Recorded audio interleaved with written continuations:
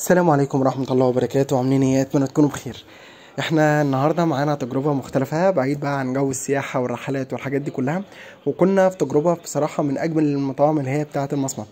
اي حد ليه في اكل المصمت زي الكفتة والكبدة والممبار والحاجات دي كلها يبقى بجد المكان ده هيبقى مناسب جدا ليه.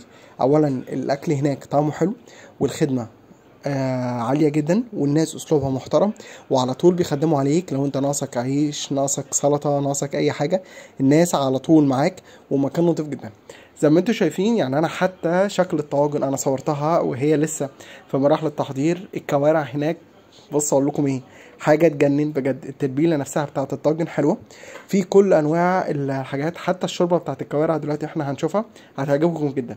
بصوا الشوربه حاجه نظيفه قوي.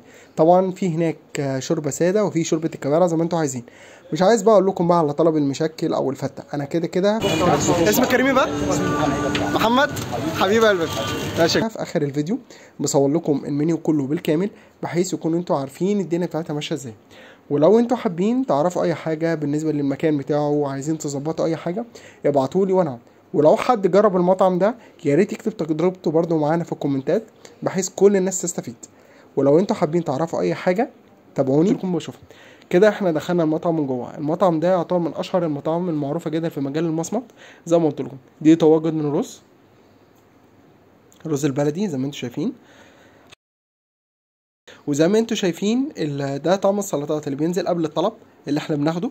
وبعد كده ادي المكان اللي احنا بنغسل فيه ايدينا، الاحواض. حاجه نضيفه جدا، ودي نقطه بتفرق مع ناس كتير. مطعم تحابيش.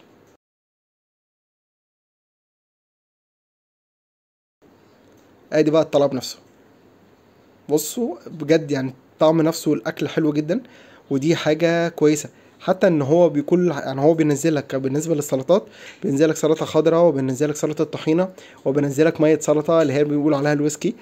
دي برضو بتعمل شغل جامد قوي، بس خلي بالكم ان هي حراقه شويه.